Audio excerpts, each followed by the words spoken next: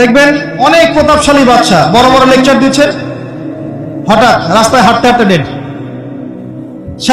সারাদিন রাত জেনা করেছে, মদ খেয়েছে, জেনা ছড়িয়েছে সমাজে, নগ্নতা অশ্লীলতা ছড়িয়েছে, ভাইরাস মহামারী দিয়ে শেষ। দুনিয়ার জীবন কি জীবন! চোখের সামনে অহরহ এগুলো ঘটনা দেখছি আমরা। যাচ্ছে খুব সাদা আহ্লাদ করে, বর বিয়ে করতে যাচ্ছে, কার অ্যাক্সিডেন্ট, শেষ, ডেড। কিছু সাহাবী তো এমনও ছিলেন, বদরের যুদ্ধ করতে এসেছেন, হাতের মধ্যে কিছু খেজুর আছে, খেজুর খাচ্ছেন, খোরমা খেজুর খাচ্ছেন। তখন নবী সাল্লাল্লাহু আলাইহি ওয়াসাল্লাম দাঁড়িয়ে ভাষণ দিচ্ছেন যে ওয়াসাবিকু ইলা মাগফিরাতিন মির রাব্বিকুম ওয়া জান্নাহ, ওই যে আয়াতটা আছে, তোমরা এগিয়ে চলো তোমাদের রবের ক্ষমার দিকে এবং জান্নাতের দিকে। আরদুহা কাআরদুস সামাই ওয়াল আরদ, যার প্রশস্ততা আসমান এবং জমিনের সমান। সাহাবী খেজুর খেতে খেতে খেজুরটা ফেলে দিলেন। আরেকজন সাহাবী জিজ্ঞাসা করলেন যে খেজুরটা ফেলে দিলেন কেন? তিনি বলছেন এই খেজুরগুলো খেতে অনেক সময় লেগে যাবে। নবী সাল্লাল্লাহু আলাইহি ওয়াসাল্লাম এমন কথা বলেছেন, এটা শোনার পরে আমি আর এক সেকেন্ড নষ্ট করতে যাচ্ছি না। খেজুর ফেলে দিয়ে যুদ্ধে ঝাঁপিয়ে পড়লেন, দেন শহীদ হয়ে জান্নাতে চলে গেলেন। তারাও তো মৃত্যুর স্বাদ গ্রহণ করেছেন, তাই না? আরেকজন ইহুদি ব্যক্তি উহুদের যুদ্ধের দিন সকালবেলা মুসলিম হয়েছে। ইহুদিরা তো আমাদের চিরশত্রু, আপনারা জানেন।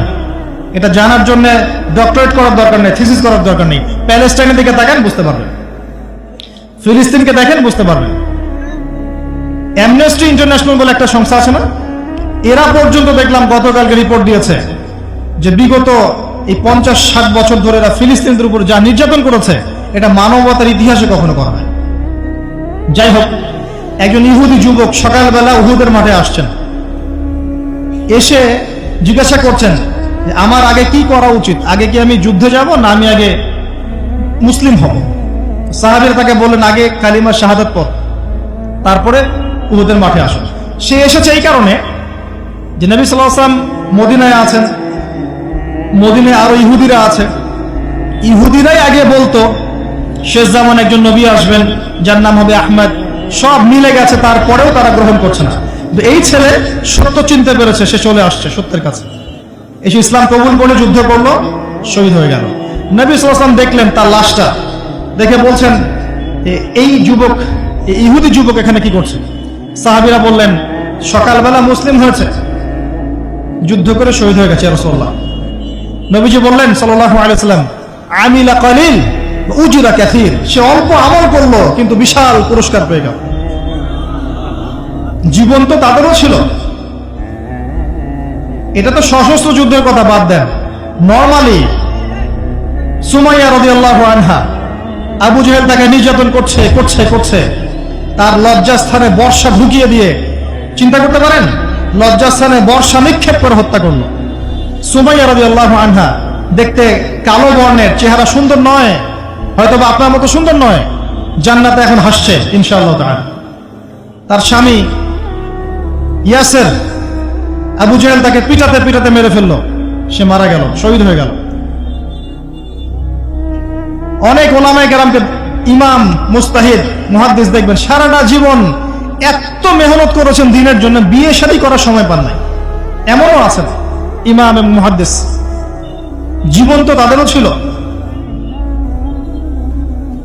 শুধু সাহাবী কেন, তাবেঈদের দিকে তাকান, তাবেঈন তাকান, আমাদের 4 ইমামের দিকে তাকান। আবু হানিফা রাহিমাহুল্লাহ শেষ বয়সে জেলখানায়, কথিত আছে বিষ প্রয়োগে তাকে হত্যা করা হয়েছে।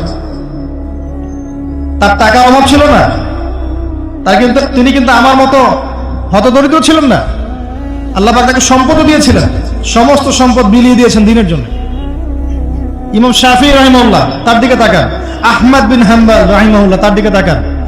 তাকে পিটানো হচ্ছে আর বাগদাদের রাস্তায় ঘোরানো হচ্ছে, কারণ সমাজের মানুষ ফতোয়া দিয়েছে একটা, তিনি ফতোয়া দিয়েছেন আরেকটা। ওই যে হিল্লা প্রথা আর ঠিকা বিবাহ নিয়ে তিনি বলছেন ইলামু ইয়া আহলা বাগদাদ, হে বাগদাদের মানুষরা জেনে রাখো যে আমি কোশ্চিনকালেও এই প্রথাকে জায়েজ করলাম না, তোমরা চিনে রাখো যে আমার নাম আহমদ। জীবন তাদেরও ছিল। ইমাম মালিক রাহিমাহুল্লাহ তাকে এত মার দেওয়া হয়েছিল, হাত বাঁধতে পারতেন না নামাজের মধ্যে, নামাজে হাত বাঁধতে পারতেন না। সাহাবীদের থেকে নেন, তাবেঈ থেকে নেন, তাবেঈ থেকে নেন, মুজতাহিদ ইমাম থেকে নেন, দুনিয়ার জীবন তারাও কিন্তু ভোগ করেছেন, আর আমরাও ভোগ করছি। আমাদের ভোগের সিস্টেমটা দেখেন, তাদের ভোগের সিস্টেমটা দেখেন। আমরা বাঁচছি দুনিয়ার জন্য, তারা বেঁচেছে পরকালের জন্য। আমরা দুনিয়ায় বাঁচছি দুনিয়ার জন্য, দুনিয়ার একটা চাকরি, একটা ব্যবসা, একটা পরিবার, একটা স্ট্যাটাস, বাড়ি গাড়ি, টাকা কড়ি, সম্পত্তি, এগুলোর জন্য। কিন্তু তারা বেঁচেছেন আল্লাহর জন্য, পরকালের জন্য। যে ব্যক্তি দুনিয়ার জন্য দুনিয়া করে, আল্লাহ পাক তাকে ইহকাল পরকাল দুটোই নষ্ট করে দিবেন। যে ব্যক্তি পরকালের জন্য দুনিয়া করবে, আল্লাহ পাক তার দুনিয়া গুছিয়ে দিবেন, আখিরাতও গুছিয়ে দিবেন ইনশাআল্লাহ। প্রথম কথা হচ্ছে এই যে দুনিয়ার জীবনকে প্রাধান্য দেওয়া যাবে না। দুনিয়ার জীবনে প্রতিটা কাজ আপনি একটা উদ্দেশ্যেই করবেন, সেটা হচ্ছে আল্লাহর সন্তুষ্টি। বিয়ে শাদী করেছি কেন? আল্লাহর জন্যে। পরিবার গঠন করেছি কেন? আল্লাহর জন্যে। সন্তান নিয়েছি কেন? আল্লাহর জন্যে। দিন শিখেছি কেন? এলেম শিখেছি কেন? আল্লাহর জন্যে। চাকরি কেন করি? আল্লাহর জন্যে। প্রতিটা কাজ ইবাদত হবে যদি আপনি মুহাম্মদ সাল্লাল্লাহু আলাইহি ওয়াসাল্লামের তরিকা মেনে চলেন। একটা বিষয় বোঝার বাকি আছে আমাদের, দুনিয়ার জীবনটা 1 সেকেন্ডের জীবন। আল্লাহ পাক সূরা হাদীদের মধ্যে বলেছেন, ই'লামু আন্নামাল হায়াতুদ দুনিয়া লা'iবুন ওয়া লাহু ওয়া যিনাতুন ওয়া তাফাখুরুন বাইনাকুম ওয়া তাকাসুরুন ফিল আমওয়ালি ওয়াল আওলাদি কামাসালি গায়যিন আ'জাবাল কুফফারা নাবাত ثم يهيج فتراه مصفرا ثم يكون حطاما وفي الآخرة عذاب شديد ومغفرة من الله ورضوان وما الحياة الدنيا إلا متاع الغرور। আল্লাহ পাক বলছেন, জেনে রাখো তোমরা সবাই, এই জমিনবাসী, এই দুনিয়ার হায়াতটা খেলা। খেলা মানে কি দেখেন, ছোট্ট বাচ্চারা খেলা ছাড়া কিছু বোঝে? ওর কাছে দুনিয়া ওইটাই। দুনিয়ার প্রথম স্টেজ খেলা। ওয়াল্লাহু, একটু বড় হবে যখন, কিশোর হবে, ওর কাছে ঠাট্টা হাসি তামাশা, ডোন্ট কেয়ার, দুনিয়াতে কোনো কিছু নেই, খাওয়া দাওয়া ফুর্তি করো, লাভ। আর একটু বড় হবে, ওয়াজিনাতুন তাফাখুরুন বাইনাকুম ওয়া তাকাসুর, একটু বড় হবে তখন বাড়ি গাড়ি, স্ট্যাটাস, সৌন্দর্য, চাকচিক্য, প্রতিযোগিতা, তাফাখুরুন বাইনাকুম ওয়া তাকাসুর। এভাবে দুনিয়ার জীবন যাচ্ছে। এই এক্সাম্পলটা আল্লাহ পাক দিয়েছেন এমন ভাবে যে একটা ভূমি ছিল অনুর্বর, বৃষ্টি হলো, সেখানে সবুজ শ্যামল ফসল ফলল, এক পর্যায়ে ফসলটা আস্তে আস্তে হলুদ বর্ণ ধারণ করলো এবং সেটাকে কেটে ফেলা হলো, তারপর শুধু খড়কুটা বাকি থাকলো। এই হলো দুনিয়ার জীবনের এক্সাম্পল। এরপর পরকালে বাকি আছে দুইটা জিনিস, হয় ক্ষমা, রিদওয়ান, মাগফিরাত, ক্ষমা, অথবা আযাবুন শাদীদ। আমাদেরকে মাথায় ইনস্টল করতে হবে, দুনিয়াতে আমরা কেউ থাকতে আসি নাই। প্রথম কথা, এখানে আমরা এসেছি বড়জোর 60, 70, 100 বছরের হায়াত নিয়ে, যার মধ্যে মোটামুটি ভাবে 30, 40, 50 বছর চলে গেছে, কারো 20 বছর, 25 বছর চলে গেছে, বুঝতে না বুঝতেই চলে গেছে, মানে ভালো মন্দ বোঝার আগেই শেষ। যদি তার বয়স হয় 60 বছর, তাহলে এখন বাকি আছে 30 বছর। এই ব্যক্তি যদি ঠান্ডা মাথায় রাতের বেলা চিন্তা করে, এই 30 বছর যে আমার চলে গেছে, আমার অ্যাপ্রক্সিমেটলি 30 বছর বাকি আছে। বাকি আছে বুঝলাম, যা চলে গেছে, এই চলে যাওয়া 30 বছরে আমি 10 বার জেনা করেছি, 20 বার মদ খেয়েছি, ঠিক আছে, মানুষের সম্পদ আত্মসাৎ করে খেয়েছি, পরকিয়া করেছি, চুরি করেছি, ডাকাতি করেছি, মিথ্যা বলেছি, নামাজ পড়ি নাই, রোজা রাখি নাই। আমরা প্রত্যেকে যদি আমলনামা ঘাটি আজকে রাত্রে, এরকম একটা লিস্ট আমরা তৈরি করতে পারবো।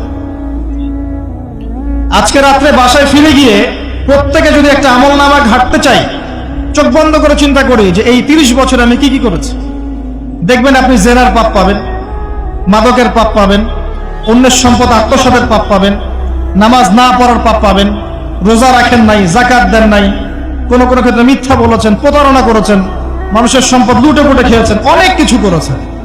কিন্তু আমাদের চলাফেরা দেখলে মনে হয় যে আমরা কোনো পাপ করিনি। এই জায়গায় ঠান্ডা মাথা চিন্তা করে আপনি দেখবেন পাপ দুই রকম। কয় রকম? দুই রকম। আপনি দেখবেন আল্লাহর সাথে জড়িত কিছু পাপ পাবেন, নামাজ পড়েন নাই, রোজা রাখেন নাই, মিথ্যা বলেছেন, ইত্যাদি ইত্যাদি। কিছু পাপ পাবেন আল্লাহর সাথে জড়িত, কিছু পাবেন মানুষের সাথে জড়িত। আল্লাহর সাথে জড়িত পাপগুলো ক্ষমা নেওয়া খুব সহজ। ওযু করে এসে 2 রাকাত নামাজ পড়ে চোখের জল ফেলে দিয়ে, চোখের পানি ফেলে দিয়ে আল্লাহর কাছে হাত তুলে খালি যদি বলে আল্লাহুম্মা আনতা রব্বি, বলেন আল্লাহুম্মা আনতা রব্বি লা ইলাহা ইল্লা আনতা খলাকতানি আনা আবদুক ওয়া আনা আলা আহদিক ওয়া ওয়া'দিকা মাস্তাতা'তু আউযু বিকা মিন শাররি মা সানা'তু আবুউ লাকা বিনি'মাতিকা আলাইয়া ওয়া আবুউ বিযানবি ফাগফিরলি ফাইন্নাহু লা ইয়াগফিরু যুনুবা ইল্লা আনতা। এটা না পারেন অ্যাটলিস্ট আস্তাগফিরুল্লাহাল্লাযী লা ইলাহা ইল্লা হুয়াল হাইয়ুল কাইয়ুম 3 বার চোখের পানি ফেলে দেন, আল্লাহর কাছে ওয়াদা করেন আল্লাহ যা করেছি ছেড়ে দিব, আগামী যতদিন বেঁচে থাকবো কোরআন এবং সুন্নাহর বাইরে এক চুল যাব না ইনশাআল্লাহ। এবং আগামী দিনগুলোতে আল্লাহ পাক তোমার আদেশ যখন যেভাবে আসবে আমি পালন করবো ইনশাআল্লাহ। যদি আল্লাহ পাক মনের মধ্যে খুলুসিয়াত দেখেন যে তাওবাতান নাসুহা করছে, মন থেকে তওবা করছে, আল্লাহ পাক আপনার সমস্ত গুনাহগুলোকে নেকিতে কনভার্ট করতে পারে। আল্লাহ পাক শুধু গুনাহ মাফ করবেন তা নয়, আল্লাহ পাক গুনাহগুলোকে নেকি দিয়ে পরিবর্তন করতে পারে। আমি দলিল দিচ্ছি, ইল্লা মান তাবা, সূরা ফুরকান পড়ে দেখেন, তারা ব্যতীত যারা তওবা করলো, ওয়া আমানা ওয়া আমিলা আমালান সালিহা, এবং যারা ঈমান এনেছে এবং সৎ আমল করলো, উলাইকা ইউবাদদিলুল্লাহু সাইয়্যাতিহিম হাসানাত, আল্লাহ পাক এই সব মানুষের গুনাহগুলোকে নেকি দিয়ে পরিবর্তন করে দিবেন ইনশাআল্লাহ। আমাদের নবী মুহাম্মদ সাল্লাল্লাহু আলাইহি ওয়াসাল্লাম দিনে 70 বার, কোন কোন বর্ণনা এসেছে 100 বার তওবা করতেন, 100 বার পড়তেন আস্তাগফিরুল্লাহ ওয়া আতুবু ইলাইহি, আস্তাগফিরুল্লাহ ওয়া আতুবু ইলাইহি। যার আগের কোনো পাপ নাই, পিছনের কোনো পাপ নাই, দিনে 100 বার তওবা করতেন। আমরা একটা রাত এভাবে চিন্তা করেছি যে আমার পাপ কি কি? আজকে রাত্রে গিয়ে চিন্তা করেন, দেখবেন আপনি একটা পাপে পরিপূর্ণ একটা আমল নামা পাবেন। এবার আপনি চিন্তা করেন যে আপনি যদি আগামী 30 বছর বাঁচেন বা 40 বছর বাঁচেন, এই সময়টাকে আপনি কিভাবে মূল্যায়ন করতে চান? প্রথম একটা মূলনীতি বলেছি, দুনিয়ার জীবনকে প্রাধান্য দেয়া যাবে না। ওয়া মা হাদিহিল হায়াতুদ দুনিয়া ইল্লা মাতাউল গুরুর, সম্পূর্ণ মরীচিকা।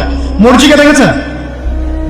দুনিয়ার জীবন যে কি জিনিস, যারা আল্লাহর পথে পরীক্ষার সম্মুখীন হয়েছে ওরা জানে, মানে কিচ্ছু না, মানে মুহূর্তে আল্লাহ পাক ইহকাল পরকালের ফয়সালা করে ফেলবে।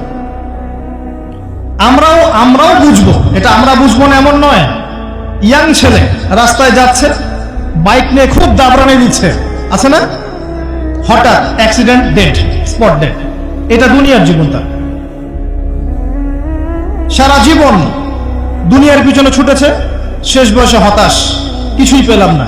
পাবে না, কারণ আল্লাহর পথে না চললে শেষ বয়সে গিয়েও কিছু পাবেন না। যন্ত্রণা, হতাশা, গ্লানি ছাড়া। তখন দেখবেন আত্মহত্যা করে শেষ, ডেড। একটা কথা বলছিলাম যে আপনি চলার পথে কোরআন সুন্নাহর প্রতিকূলে আমল, আকীদা, মানহাজ, মুআমালাত এগুলো দেখলে কি করবেন? কোরআন সুন্নাহকে অগ্রাধিকার দিবেন নাকি চলমান বিষয়কে অগ্রাধিকার দিবেন?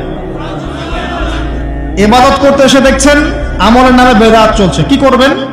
বেদাতীদের সাথে আপোষ করবেন না কোরআন সুন্নাহয় ফিরে আসবেন? আপনি তাওহীদের ক্ষেত্রে দেখছেন মানুষ ইসলামের নামে শিরক করছে, এখন আপনি কি সংখ্যাগরিষ্ঠ মানুষকে অগ্রাধিকার দিবেন না কোরআন সুন্নাহর কাছে আসবেন? অর্থনৈতিক জীবনে গিয়ে দেখছেন মানুষ বেশিরভাগই হারাম রিজিক খাচ্ছে। এখন আমি যদি বলি যে দুনিয়ার জীবনে টিকে থাকতে হলে আমাকে এগুলোতে গায়ে আপোষ করে চলতেই হচ্ছে, তাহলে কিন্তু কোশ্চিন কালেও কোরআন সুন্নাহকে প্রাধান্য দেয়া হলো না। তখন আপনি কি করবেন? পরিবার চালাতে গিয়ে দেখছেন যে পরিবারের বেশিরভাগ লোক আপনার কথা শোনে না। আপনি কোরআন এবং সুন্নাহকে দিয়ে পরিবার চালাতে চান, তারা পশ্চিমা সংস্কৃতি দিয়ে পরিবার চালাতে চান, হিন্দি সিরিয়াল দিয়ে, গান বাজনা, ডুগি তবলা এগুলো দিয়ে। বেনামাজি, নামাজ রোজার খবর নাই, তালিম নাই, ইসলামিক নৈতিকতা নাই, কিচ্ছু নাই, জীবনের কোনো উদ্দেশ্যই নাই। এরকম পরিবার নিয়ে আপনি চলছেন, কি করবেন? কাকে প্রাধান্য দিবেন? খুব ডিফিকাল্ট প্রশ্নগুলো কিন্তু, এবং এগুলো প্র্যাকটিক্যাল, এগুলো হচ্ছে। এখন চাকরি খুঁজতে গেছেন, আপনি দেখছেন যে ঘুষ না দিলে চাকরি পাচ্ছেন না, কি করবেন আপনি তখন? পড়াশোনা করতে গেছেন, ছেলে মেয়ের ফ্রি মিক্সিং, জেনা ছাড়া পড়াশোনাই করতে পারছেন না, কি করবেন তখন? ইউনিভার্সিটিতে গেছেন, ইউনিভার্সিটির পরিবেশগুলো দেখছেন, ইসলাম কোথায় আর ইউনিভার্সিটি কোথায়? কি করবেন আপনি? তো প্রত্যেকটা জায়গায় আপনাকে সিদ্ধান্ত নিতে হবে যে আমি প্রতিটা জায়গায় কোরআন এবং সুন্নাহর সাথে আপোষ করব নাকি চলমান এই জাহিলিয়াতের সাথে আপোষ করব, কোনটা করব? বিশ্বাস করেন, যখন আপনি মনের মধ্যে এই চেতনা লালন করতে পারবেন এবং আল্লাহ আপনাকে হেদায়েত দিবেন যে হ্যাঁ কোরআন সুন্নাহই সমস্ত সমস্যার সমাধান এবং এর মধ্যে আল্লাহ পাক প্রতিটা বিষয়ের সলিউশন নাজিল করেছেন, আপনি মেনে নেবেন, চলবেন, তখন আপনি বাধা পাবেন, প্রচুর বাধা পাবেন। প্রথম বাধা পাবেন আপনার পরিবার থেকে, এরপরে বাধা পাবেন আপনার সমাজ থেকে, বাধা পাবেন ধর্ম নেতাদের থেকেও, পরবর্তীতে বাধা পাবেন ফেরাউন নমরুদদের থেকে। কি করবেন? ডিসিশনগুলো খুব ইম্পর্টেন্ট, কারণ মনে রাখবেন কবরে 3টা প্রশ্ন হবে। মান রব্বুক, সেই উত্তর দিতে পারবে যে পৃথিবীতে আল্লাহর সাথে শিরক করে নাই। সিম্পল, যে তাওহীদের উপর ছিল, শিরক করেনি, উত্তর দিতে পারবে ইনশাআল্লাহ রব্বি আল্লাহ। পৃথিবীতে যে আল্লাহর সাথে শিরক করেছে সে কোশ্চিন কালে উত্তর দিতে পারবে না। শিরক করে মারা গেছে, তওবা করে নাই, উত্তর দিতে পারবে না ইনশাআল্লাহ। মা দীনুক, পৃথিবীতে যে দিন ইসলামকে চূড়ান্ত সত্য রূপে মেনে নেয়নি, পরিপূর্ণ দিন পালন করার চেষ্টা করে নাই, কোশ্চিন কালেও মা দীনুক উত্তর দিতে পারবে না। ইসলামকে ঠাট্টা বিদ্রুপে ছলে হাসি তামাশা গ্রহণ করেছে, সে কখনো উত্তর দিতে পারবে না।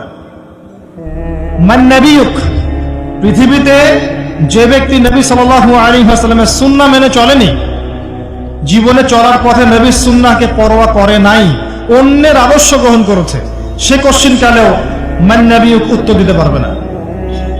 কারা পারবে তাহলে?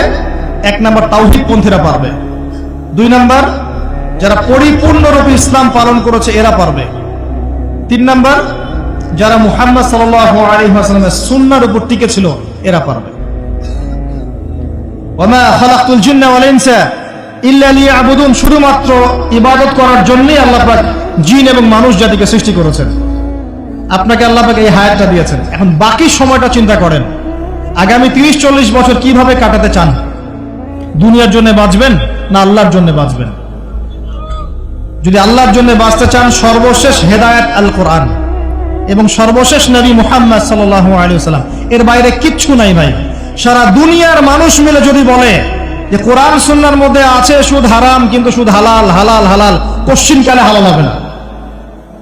সারা দুনিয়ার মানুষ একটা মাঠে যদি এসে বলে সুদ হালাল, সুদ ভালো, কোশ্চিন কালে হালাল হয়ে যাবে না, হারামই থেকে যাবে। সারা দুনিয়ার মানুষ যদি বলে পর্দা করার দরকার নাই, এটা সেকেলে সেকেলে সেকেলে, এটা সেকেলে হয়ে যাবে না, এটা ফরজ থেকে যাবে। কিচ্ছু নাই কোরআন সুন্নাহর বাইরে, কিচ্ছু নাই। যা আছে দেখছেন বোগাস, যার কোনো ভিত্তি নাই, মানুষের মন গড়া প্রবৃত্তির অনুসরণ। এখন আপনি যখন কোরআন এবং সুন্নাহর কাছে আসতে চাইবেন, তখন কিন্তু আপনি চতুর্দিক থেকে বাধা পাবেন। এই পথ চলাটা এত সহজ হবে না। হ্যাঁ, কাদের জন্য সহজ হবে? যারা প্রোটেস্ট্যান্ট মুসলিম হবে। কি মুসলিম? প্রোটেস্ট্যান্ট মুসলিম। এটা কেমন? মানে ওটাও ঠিক এটাও ঠিক, সুদ খেলেও হয় না খেলেও হয়, পর্দা করলেও হয় না করলেও হয়, নামাজ পড়লেও হয়, মাঝে মাঝে ছাড়লেও হয়, যাকাত দিলেও হয় না দিলেও হয়। মডারেট প্রোটেস্ট্যান্ট মানে কোরআন সুন্নাহয় যা আছে এগুলো খুব কঠিন মনে হয়, এটা মৌলবাদী মৌলবাদী মনে হয়, এগুলো মানলে তো এই যুগে চলা যায় না, এগুলো ওই যুগের জন্য, এরকম ভার্সনে যারা চিন্তা করবে তাদেরকে কষ্ট পেতে হবে না। তারা দেখবেন কষ্ট না করেই দুনিয়ার জীবন কাটিয়ে দিচ্ছে, ওদের কোনো বাধা বিপত্তি আসবে না। আপনি যখন কোরআন সুন্নাহকে আঁকড়ে থাকবেন, কেমন করে আঁকড়ে থাকবেন? মারির দাঁত দিয়ে কামড়ে থাকবেন, নবীজি বলেছেন। মারির দাঁত দিয়ে কামড়াতে বলেছেন, সামনের দাঁত দিয়ে কামড়ালে ছটকে যাবে, টান দিলে ছিঁড়ে যাবে। মারির দাঁতে কামড় দিলে টান দিলে সহজে ছিঁড়বে না। এভাবে থাকলে আপনার বাধা আসবে। এখন আপনার সামনে দেখবেন আপনি কিছু ফিতনা এবং কিছু সলিউশন। আপনি নিয়াত করেছেন যে আপনার যে গুনাহগুলো হয়েছে এগুলো থেকে আপনি তওবা করবেন ইনশাআল্লাহ, আগামী দিনগুলো আপনি কোরআন এবং সুন্নাহ অনুসারে চলবেন। এই কথা সাথে একমত আছেন তো? এখন চলতে গিয়ে দেখবেন যে আপনি কিছু স্পষ্ট বিষয় দেখতে পারবেন যেগুলোর সাথে আসলে কোরআন সুন্নাহর খুব একটা মিল পাওয়া যাবে না। আপনি দেখবেন স্পষ্ট শিরক করছে মুসলিমরা, আপনি দেখবেন স্পষ্ট বেরাত করছে, আপনি দেখবেন হারাম খাচ্ছে, মুসলিম যুবকরা মাদক, পর্নোগ্রাফি, জেনা, ফ্রি মিক্সিং, আপনার জুয়া, ক্যাসিনো, এই যে আপনার টিকটক প্রজন্ম, এগুলো নিয়ে ব্যস্ত আছে।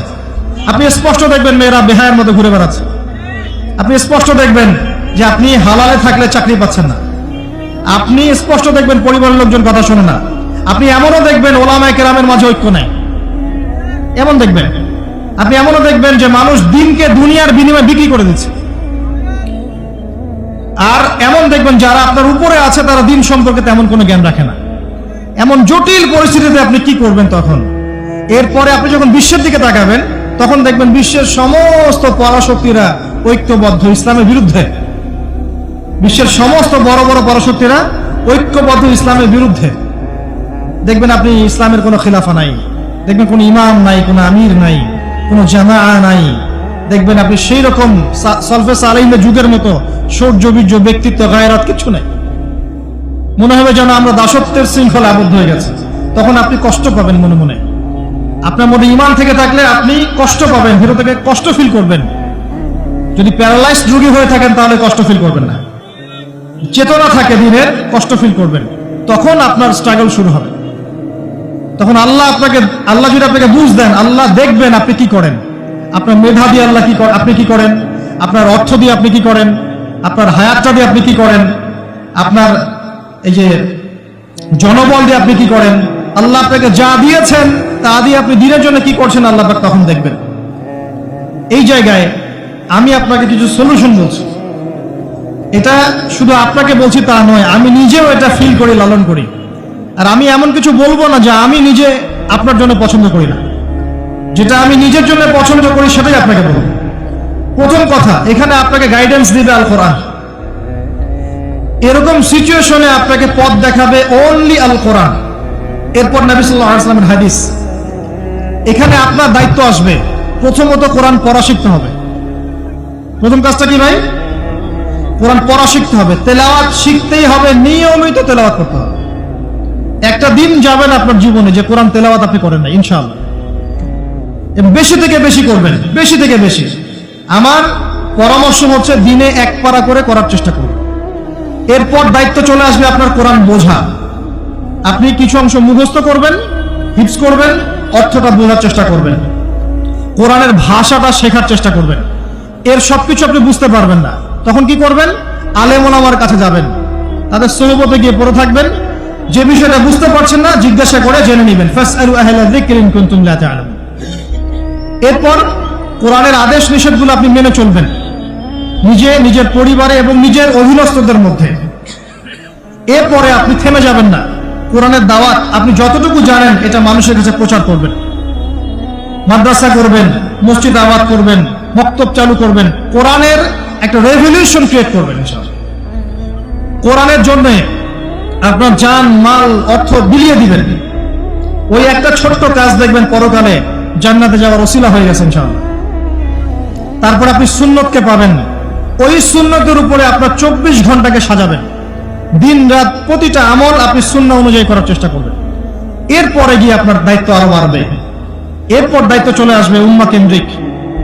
আপনার তাসকিয়া অর্জন করতে হবে, আত্মশুদ্ধি অর্জন করতে হলে সবসময় পরকালের ফিকির করতে হয়, মৌতের স্মরণ করতে হয়, বেশি বেশি কোরআন তেলাওয়াত করতে হয়, এতিমের মাথায় হাত বোলাতে হয়, আপনার সাদাকা বেশি বেশি করতে হয়, মাঝে মাঝে রোজা রাখতে হয়। এগুলো করতে থাকলে আল্লাহর জিকির বেশি বেশি করতে হয়, আল্লাহর ধ্যান করতে হয়, আল্লাহকে ডাকতে হয়, দোয়া করতে হয়, আত্মশুদ্ধি অর্জন হবে। একই সাথে আপনার অন্তর থেকে হিংসা, বিদ্বেষ, এই যে গীবত, রিয়া, অহংকার, সমালোচনার সংস্কৃতি দূর করতে হবে। মনের মধ্যে অহংকার, হিংসা, বিদ্বেষ থাকলে আল্লাহর নূর পাওয়া যাবে না, তখন তাসকিয়া অর্জন হবে না। আল্লাহর নূর না আসলে আপনি খিজির হতে পারবেন না, যে অনেক দূর পর্যন্ত দেখতে পারে। সূরা কাহফের মধ্যে ঘটনা পাবেন। আর এই শেষ জামানায় টিকতে হলে আপনাকে খিজির হতে হবে, দূর পর্যন্ত দেখতে হবে।